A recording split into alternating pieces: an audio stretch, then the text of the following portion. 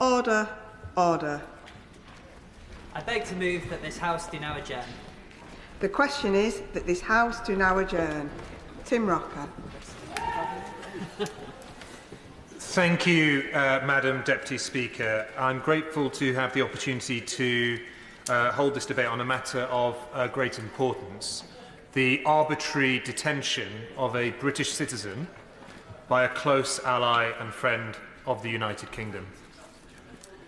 This case is raised very deliberately as we approach the National Day of the United Arab Emirates on the 2nd of December, in the earnest hope, Madam Deputy Speaker, that the authorities in Dubai will consider, as a gesture of friendship towards our country, granting clemency and pardoning Ryan Cornelius, building on our important alliance as two countries together. Members will know this is not the first time the matter of Ryan has been raised. His name has featured in the press, his case scrutinised by the United Nations, and raised in our own Foreign Affairs Select Committee, and now by the new all-party parliamentary group for arbitrary detention and hostage affairs, of which I'm proud to be the Vice Chair. Before we start properly, I should say, I'd like to pay tribute to Ryan's wife, Heather, and her family, Chris, Diane, Gilly and Sam, who I understand are sat with us in the gallery this evening. Madam Speaker, before getting to the details of the case, I'd like to briefly reflect on the important relationship between the UAE, particularly Dubai, and the United Kingdom. This is a relationship that is built on a long history of friendship. Since its foundation in 1971, the UK and the United Arab Emirates, and particularly Dubai, have been trusted friends. The country, and the Emirates specifically, have been a source of stability, economic growth and innovation in the region, and I know that successive governments here in the UK have been a valued partner in that pursuit. Trade between our two countries covers a variety of areas, including energy, financial and professional services, education, healthcare, infrastructure, as well as defence and aerospace. In an era of global insecurity, the UK and UAE have a long-standing strategic defence partnership to preserve peace and stability in the Arabian Gulf. The House should note that the UAE is the UK's third largest trading partner outside of Europe, behind China and the United States. Over 5,000 British businesses operate in the Emirates, and around 240,000 British nationals live and work in the UAE. Total imports and exports between the UK and UAE reached £24.2 billion in 2023. This is a really valuable trading relationship. And according to Visit Britain, in 2023, the UK welcomed 477,000 visitors from the Emirates. And going the other way, there are approximately 1.4 million visitors from the UK to the Emirates every year. These statistics demonstrate the closeness of our two nations in matters of tourism, business and defence. But, Madam Deputy Speaker, I'm increasingly worried that the continued arbitrary detention of Ryan Cornelius is going to start sending the wrong message to tourists, expats and businesses, potentially threatening our valued and historic relationship. It might therefore be helpful to the House if I provided more background on Ryan's case. Before his detention in Dubai, Ryan worked in the Middle East since at least the 1980s, specialising in property and construction. At the turn of the millennium, with cheap credit, a booming market and plentiful opportunities, we all know the Gulf began to attract many entrepreneurs, Ryan among them. He became an investing partner in 3 very large projects in Dubai, Bahrain and Pakistan.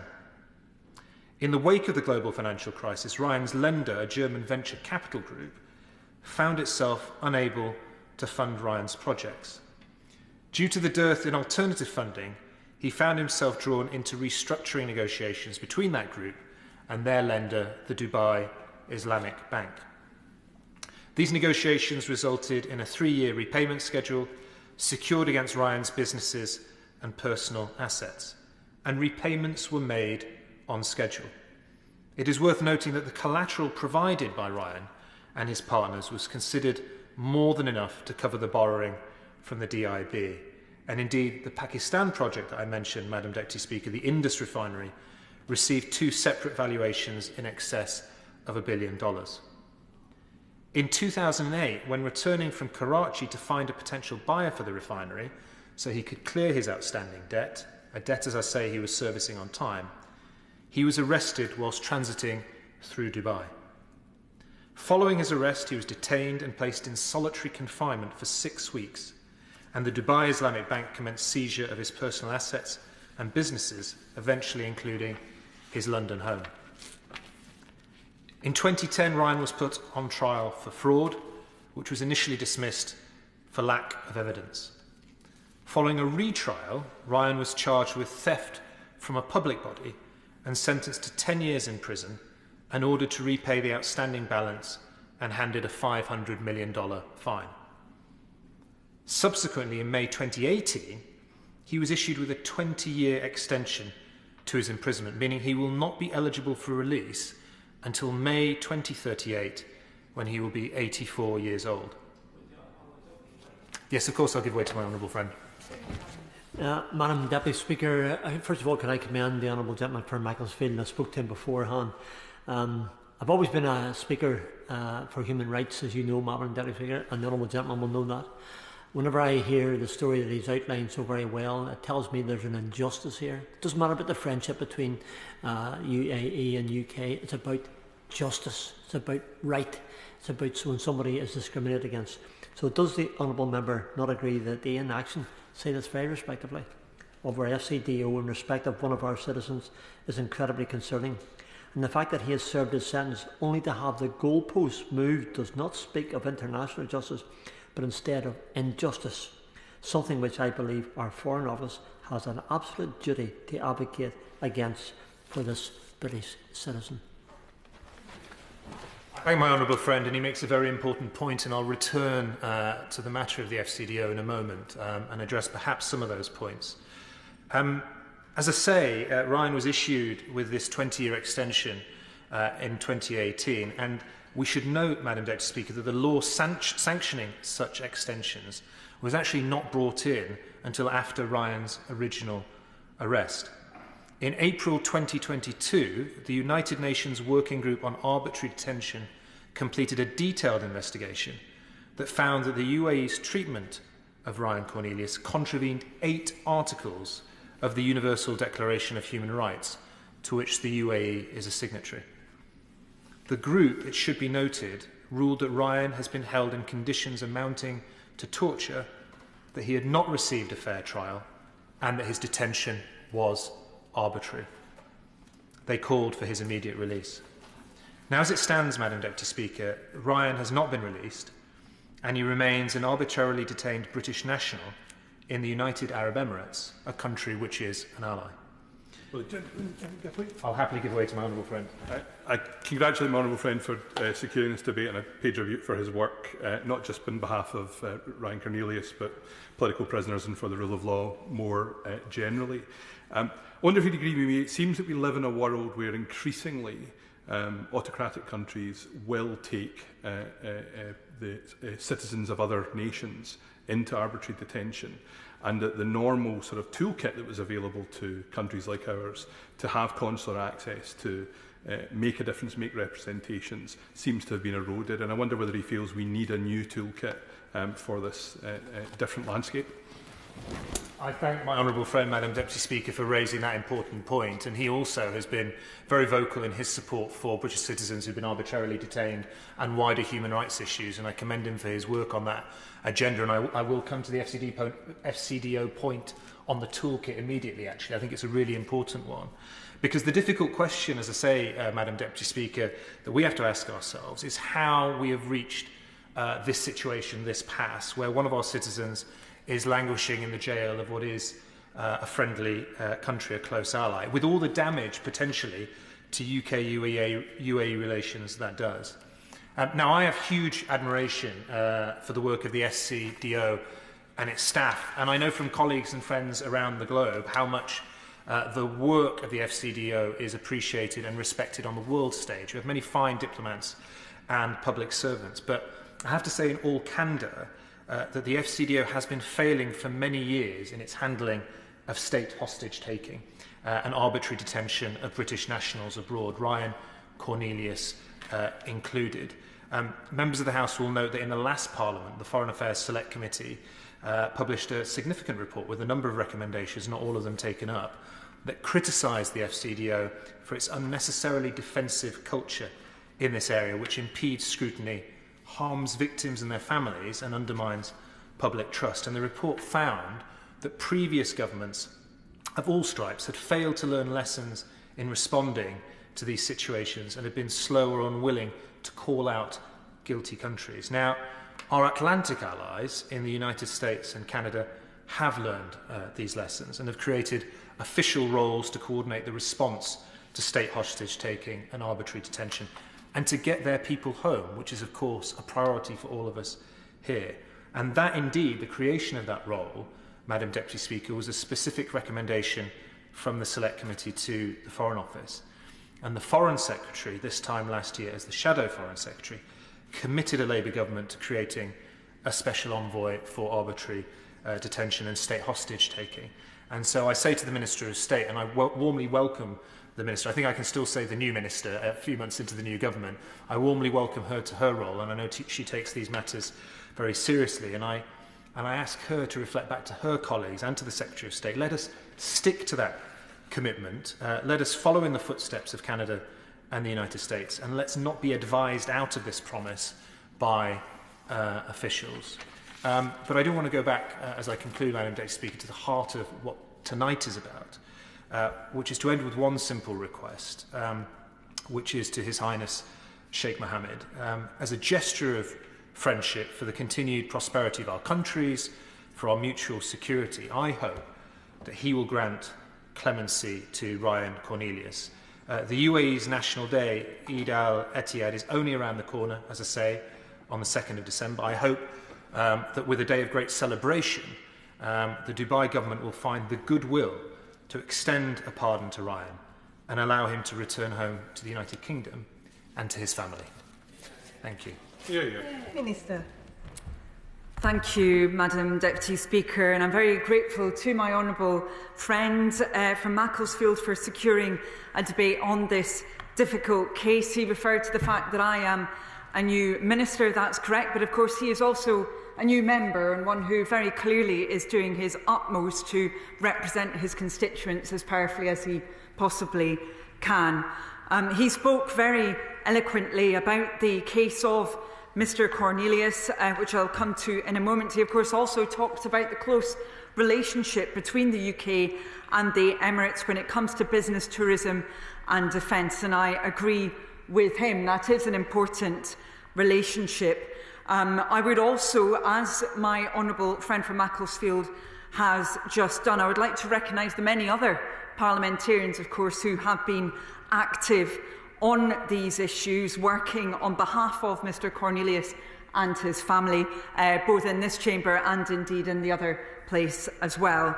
Madam Deputy Speaker, my honourable friend, the Minister for the Middle East, is unable to take part in this debate because he's travelling on ministerial duties, so it's my pleasure to be responding on behalf of the government. And I want first of all to begin by recognising the awful toll that the last 16 years will have taken on Mr Cornelius, on his wife, children and the rest of his family and friends. And I was humbled to hear from my honourable friend from Macclesfield that we are joined by some of them here this evening. I really do appreciate their presence here. Now, supporting British nationals overseas is at the heart of the work of the Foreign, Commonwealth and Development Office. Our consular staff endeavour to give appropriate and tailored support to them and their families 24 hours a day, 365 days a year. The new government is reviewing how to strengthen our support for British nationals overseas. That does include regarding the appointment of an envoy, and we will, of course, ensure that we are doing as much as we can to learn lessons from what has worked in the past and what may not have worked in the past. It really is important that we draw on that evidence moving forward. In this particular case, I would like to assure the House that since his detention in 2008, FCDO consular staff in the UAE have visited Mr Cornelius on a regular basis. That was most recently at the end of October, and consular staff here in the UK are in regular contact with his family. And I would also like to reassure the member for Strangford, who is so active on these issues, and we're very grateful to that, for that in practice, as well as that consular activity, there has also been ministerial activity, as I will go on to explain. I want to inform the House that on the 23rd of October, my honourable friend, the Minister for the Middle East, met members of Mr Cornelius's family. It was very clear to him that Mr Cornelius's detention has had a devastating impact on them. The family has demonstrated great strength and resilience over many years under very difficult circumstances indeed. And the Minister for the Middle East really wanted to listen to the family during his meeting, but he did also make clear that Mr Cornelius's case remains a priority for the government, and the FCDO will continue to provide consular support to Mr Cornelius and his family. And he also reassured them that the case will continue to be raised with the UAE authorities, with senior officials and ministers. And shortly after that meeting with the family, on the 30th of October, the Minister wrote to His Highness Sheikh Mohammed bin Rashid Al Maktoum, the ruler of Dubai, to reaffirm the UK government's interest in Mr Cornelius's case and welfare. Now, Madam Deputy Speaker, as the House will understand, I will not share information of a personal nature relating to Mr Cornelius's case in this place. However, I will set out the factors that have guided the response. When a British national is detained in another country, our priority is ensuring they have access to legal representation and that their welfare needs are met by the local authorities. The Vienna Convention on Consular Relations requires that in providing consular assistance, we do not interfere in the judicial affairs of another state. We therefore cannot get people out of prison or interfere in criminal or civil court proceedings. Consular staff are not trained lawyers and cannot offer legal advice, but they do provide information on the local jurisdiction and lists of English-speaking lawyers to support British nationals. If there are allegations of torture or mistreatment from any detained British national, we will always offer to raise these with local authorities with the detainee's consent, asking for them to be investigated. Where there are concerns that legal procedures may not be being correctly followed or don't meet internationally recognised standards, we will decide our approach on a case-by-case basis. And in doing so, we'll be guided by the appropriate experts, including human rights advisors. I want to provide that assurance, also given the broader issues that were mentioned by my honourable friend as well. The best interests and welfare of the detainee are at the forefront of everything we do, and that has informed the approach to supporting Mr Cornelius and his family. Now, I'll now turn, Madam Deputy Speaker, to some of the legal aspects of this case. In 2022, the UN Working Group on Arbitrary Detention published its opinion that Mr Cornelius is arbitrarily detained and made several recommendations. It is for the UAE, as the state detaining Mr Cornelius, to respond to these recommendations and take any necessary action. We take the Working Group's findings extremely seriously. Where we have specific concerns about Mr Cornelius's case, with his consent, we raise them with the UAE authorities. Mr Cornelius has local lawyers representing him in his challenge to his ongoing detention. FCDO consular staff have regularly attended hearings as observers, and we are determined to continue to demonstrate the UK's close interest in this case. Let me reassure the House that indeed this case remains a priority for the FCDO. Our officials and ministers will continue to support Mr Cornelius and his family as best we can.